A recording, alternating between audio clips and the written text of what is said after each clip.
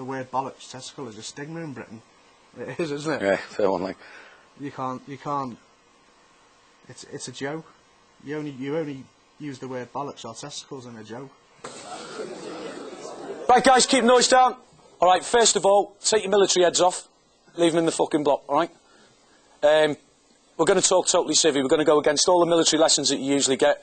Reasons why, what for, and incentives and aims and all the rest of it. I'm just going to talk to you, that's all.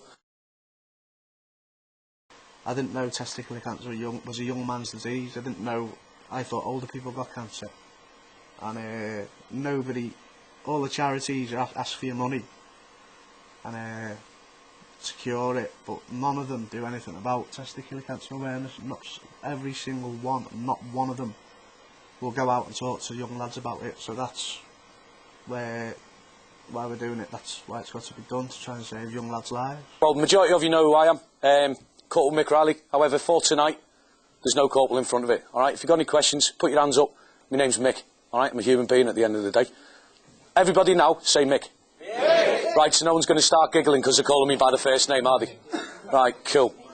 Okay, over to me right here, keep noise down. Over to me right, got Mr. Phil Morris. He's travelled all the way down from Merseyside tonight to come and speak to you. Say hello, Phil. Hello. It's like, hello, kids. Shut up. I've had cancer 3 times now, and I truly believe if I'd have known anything about testicular cancer when I had it the first time, it wouldn't have come back the other 2 times. It was a simple fact that I left it so long, not knowing what it was and what it was all about, that the cancer had already spread when I had my first operation. We can't stop people getting testicular cancer, but what we can do is make them aware of the signs and symptoms, how to check themselves on a monthly basis if necessary, to stop them going through, say, the suffering that I've been through. I know it's a sort of weird thing to say, but it takes bollocks to stand up here and say I've only got 1 bollock, right? There's about 200 of you in here tonight, and I'm quite proud to admit I've only got 1 testicle, all right? So's he. He's got a false one as well, though. I've got a false one as well. He's like a little hacky sack that he can play with at night. It's brilliant. Really good at parties with a hammer. Unless you hit the wrong one. Shut up.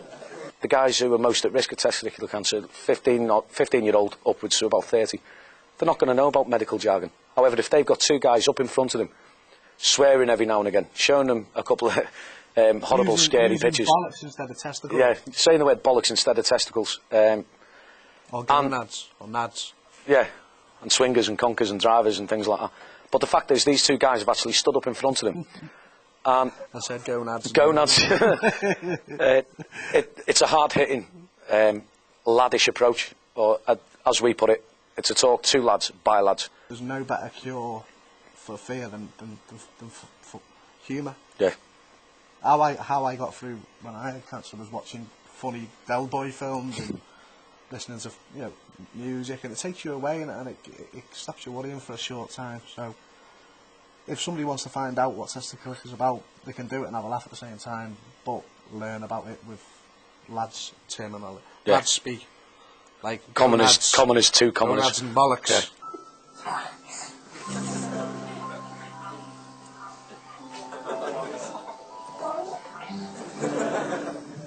Yeah, so you get the idea. That's what we're here to talk about.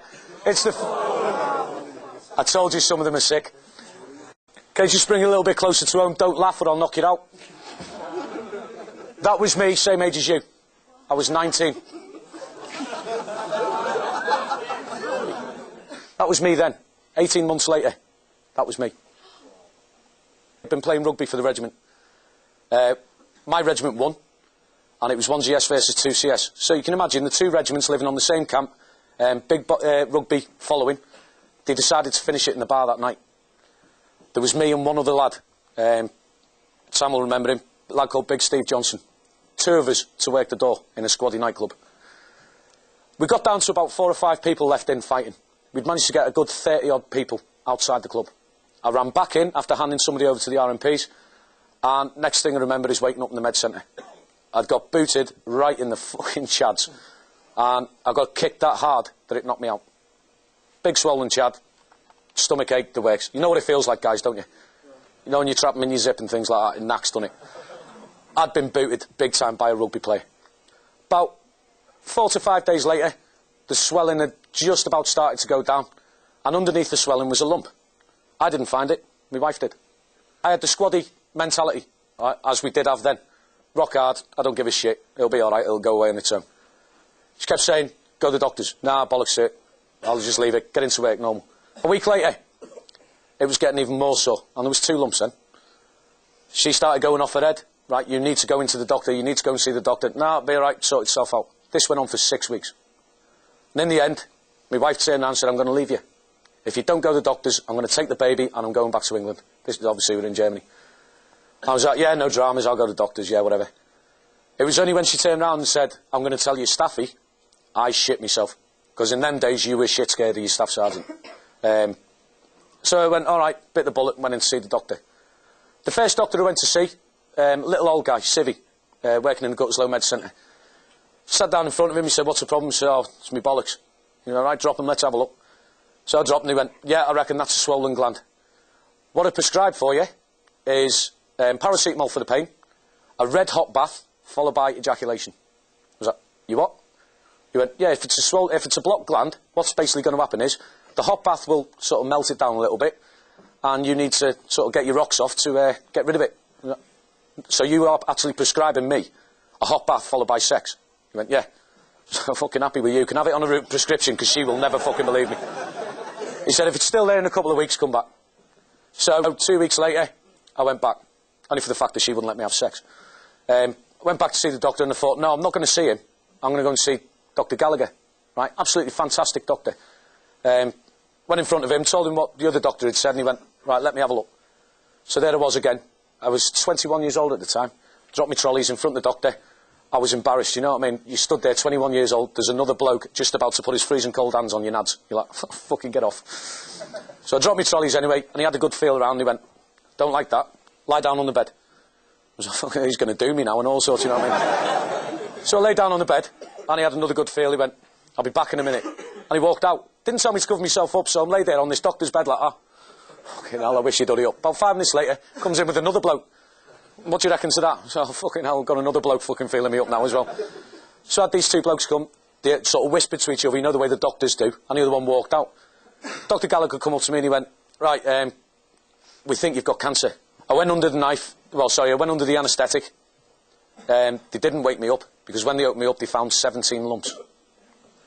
Nobody knows what caused mine. Mick got a kick in the bollocks. I don't know what caused mine. And we'll never know. But basically, my testicle grew. It got big and hard. There was no pain, but it got solid. Honestly, it was like a pebble. You could have bounced the tyre off it and it wouldn't have hurt. It was so solid. So, luckily, I had I had a kidney stone, and I was going to get it taken out. And the doctor said, while you're there, ask the guy who's taking your kidney stone out to have a feel, because he's a urologist, he'll know about that. So I was happy that they told me it was an infection, so I went in to get my kidney stone out and asked this urologist, Dr. Stevenson, I said, hey, doc, have a feel of that while you're here. He goes, what? I said, I have a feel of my bollock, it's grown.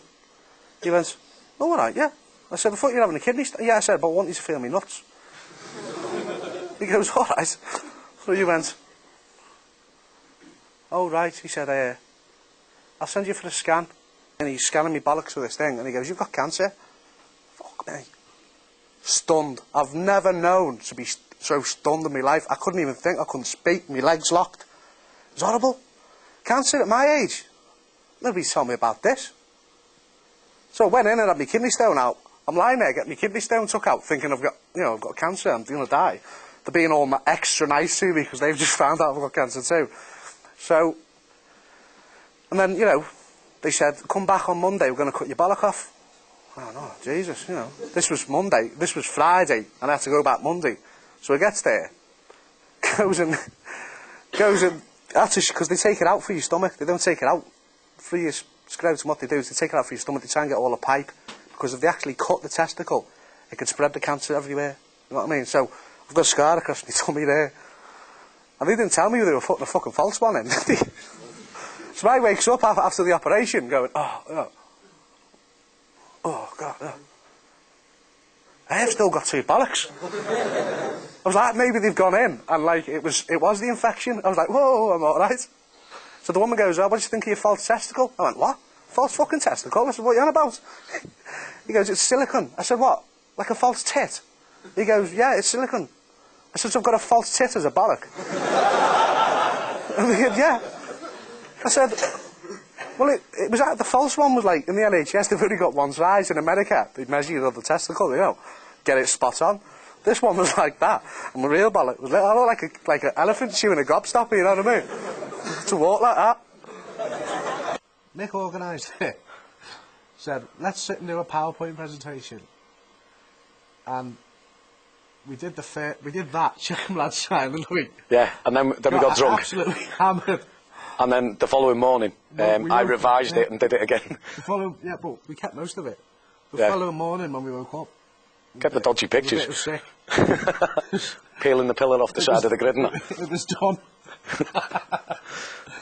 And we couldn't do it. We couldn't do it sober because I can't talk to him about testicular cancer. He can't talk to me because we get shivers up our spines. When we were drunk, we sort of laughed about it. And when we were laughing about it, we were typing it down. So we get all lovey-dovey and hug each other and things like that, don't we? Yeah, what I've found, I love you, man. More. What I've found, all the people who I've met, because I meet a hell of a lot of people now who've had testicular cancer, because they've had no one to talk to. So they ring me up, and I'll go to wherever to meet them. And when we first meet each other, it's, oh, you Phil, you're Phil from Checkemlads, aren't you? They go, yeah. And I go, oh, you're John, yeah. How you feeling? Oh, I had it 2 years ago, and I'm still a bit wound up. As soon as we get pissed, everything comes out. Oh, we've had a drink. We end up hugging each other, and whoever it is that I've talked to on the phone, whether they'd be sort of like leave a bit relieved that we've talked to somebody about it. I come back and they said, you've got 2 types of cancer, Mr. Morris. He goes, and he was going, 2 types of cancer, tricky. I'm saying, don't be fucking saying that to me, you know what I mean? You know? He says, I'm going to put you on some chemo. He goes, it hasn't spread out your body, but it's invaded the bloodstream, so you are going to get it again. Oh, Christ. And then I had the chemo, as you can see. So that, I'll be honest with you, that period was the worst of my life. Chemo is awful. You know, I lost weight, that was a good bit. But all my face blistered. You know, I was so tired all the time. All my skin went yellow around my eyes and my nose. All my gums collapsed. So my teeth were like, you could do that with them. Because the chemo killed your gums. Anywhere where you produce blood cells, the chemo has to go in and kill it all and stop it working. So, you know, my whole body went really pale. And the blood blisters on my face and everything, you know. So after about 6 weeks of that, they said, well, we're going to put you in remission. I think we think that it's not going to come back. And luckily enough, touch wood, it hasn't.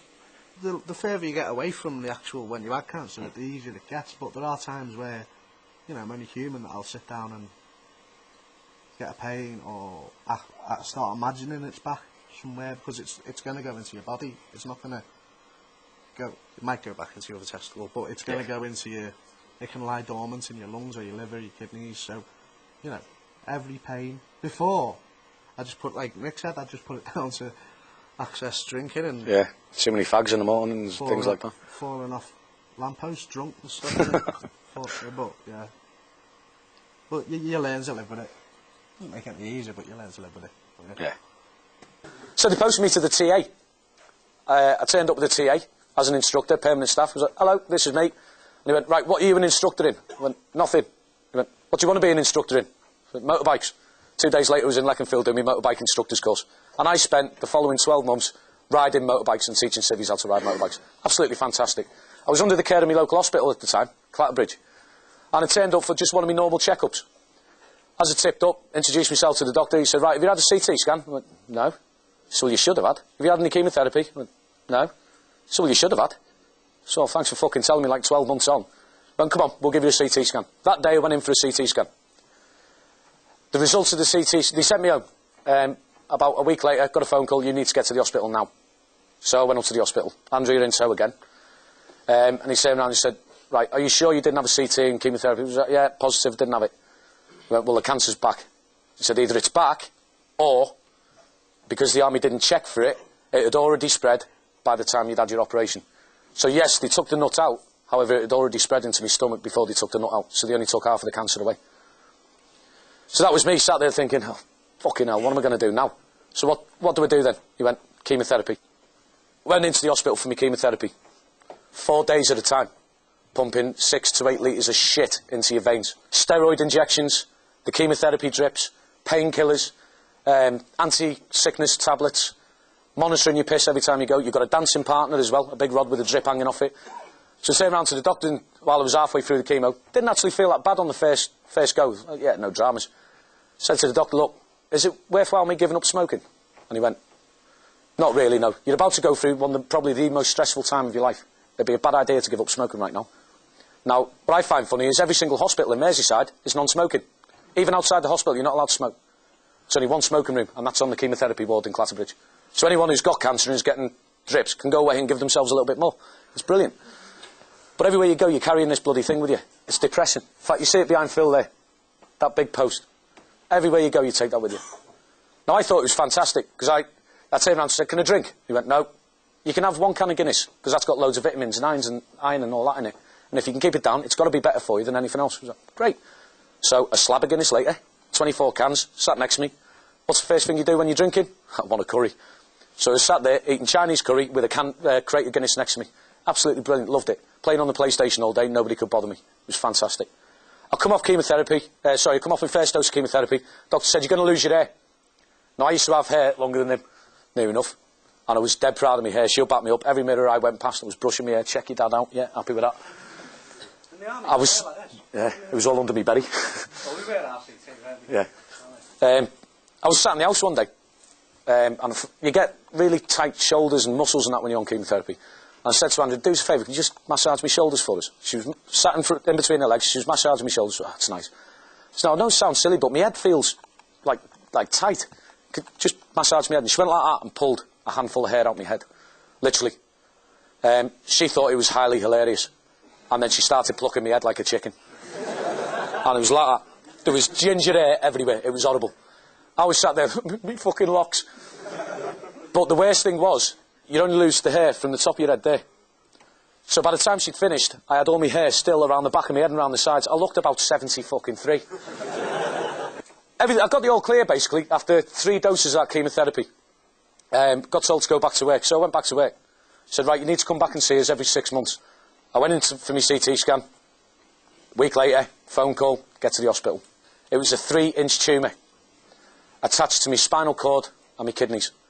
So basically, we'll lie down on your back, cut you from your sternum down to the groin, open you up, empty everything out onto the bed next to you, so we can see your spine and your kidney.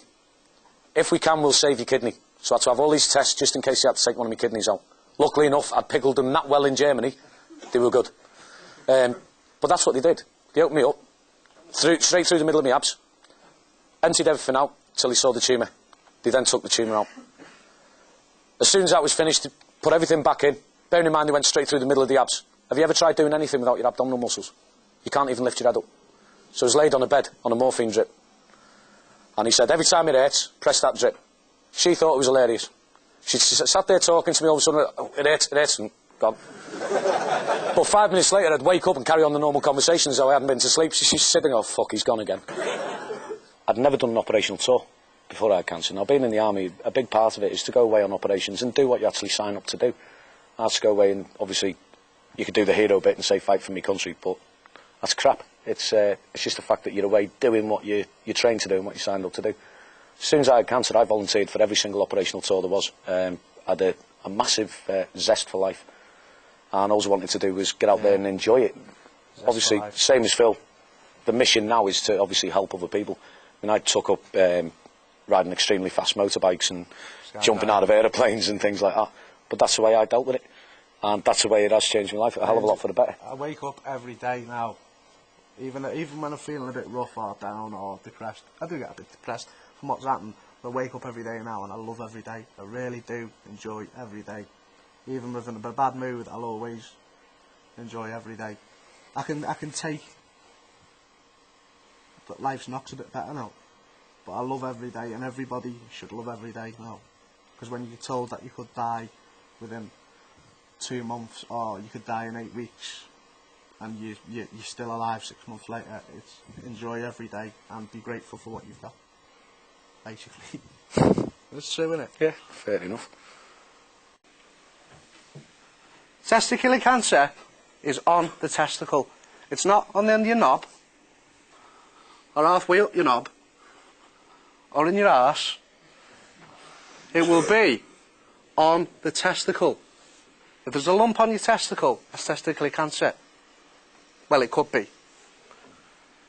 You could get some little cysts in your little tube, and you can get cysts here.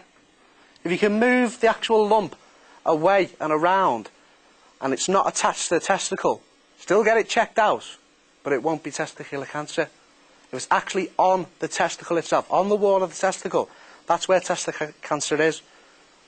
Okay, what's it look like? That's what I had. So why the females here then? You sat there thinking, fucking hell, we're learning about bollocks. Remember how mine was found? By my wife. 50% of testicular cancers are found by the wife, or girlfriend, or partner. How often is it, right, be truthful with me now, guys, how often have you checked your nuts? Anyone who's not actually thought about it. Be honest now, who checks the testicles?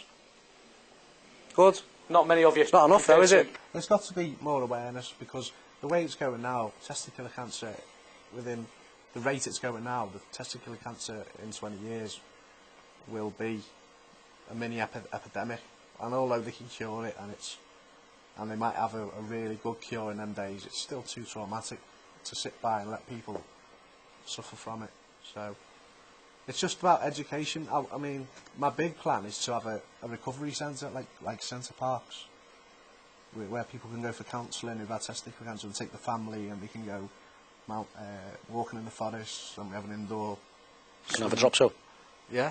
And chuck them out of aeroplanes. Skydiving, yeah, rock climbing, as long as they're cancelled. Like Centre Parks, you know, horse riding. Nice. Centre Parks with bollocks. Yeah, Centre Parks. Checkham Park, Bollock Park. Big set of swingers hanging above the gates. Yeah. Happy with that? And a fun house. Yeah. And a ghost train. And rifle shooting. Where people could go to relax about testicular cancer and get a bit of counselling, because we didn't get any counselling. It wasn't offered to us. We were just kicked out the door when we were cured and said, get on with it. Get on with it, and that's not the way to do it, because it's not. I know we're men and we're I'm an ex-soldier, but we're only human, and people shouldn't be treated like that. So, for some reason, I've took it on. It's my responsibility. I'm Mick. So Mick's going to carry on with the military side of it, and I'm going to try and start on the civilian side of it. We'll start off with leaflets around schools, talks around schools, then pamphlets, and then maybe, I don't know, maybe ask Mr. White for a few concerts to raise some money. And send this video out. Yeah, send this video out. Here's one I prepared earlier. Here's one, right. I'll have that one. That's the big Chairman's going to have that really small one. The green one, give it to You look a bigger lad than him. Right, do me a favour. Hold them there. Don't worry, you're not going to have to do anything silly. That's it, with one hand, an improvement, isn't it? Right. Monkey! Right. What we do first is we have a shower or a warm bath, because the heat of the water expands, it makes your testicles drop down, because your testicles are outside your body to keep them at a proper heat. So if you go in the shower, your body actually throws your testicles away from your body to try and make them cool down. So get them nice and loose and relaxed. What we do first is we lift our knob, monkey. Come on, boys, let's try it. That's it. Hold it on one side. Right? Okay, monkey. Then, finger and thumb. That feel good, monkey? Okay. Swap hands.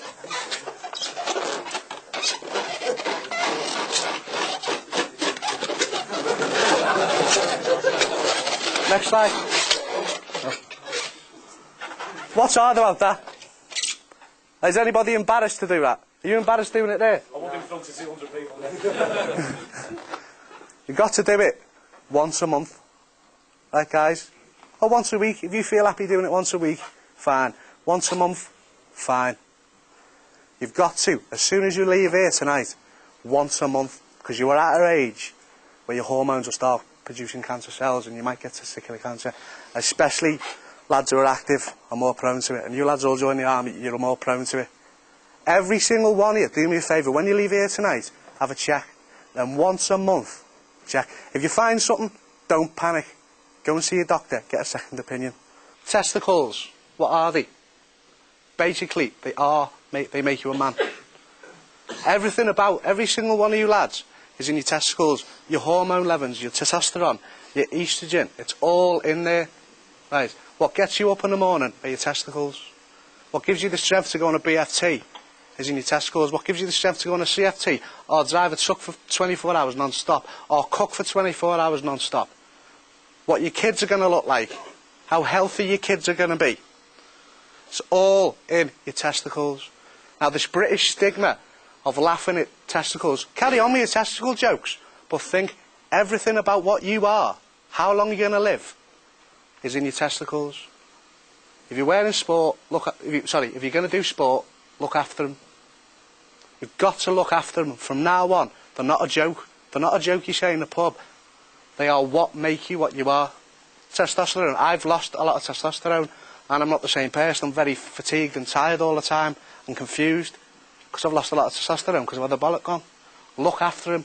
We're trying to push now for younger guys around UK to be spoken to in schools. Like the women get taken to one side and told about breast cancer, how to check themselves and all the rest of it. We want the lads to be pulled to one side as well, as young as 14, 15 years old, and explain to them, well, hold on, you've got these two things swinging down. They're not just for playing with over night time. They're for checking and making sure that they are okay, you know what I mean? And we are going to do it, eventually. When we can be asked.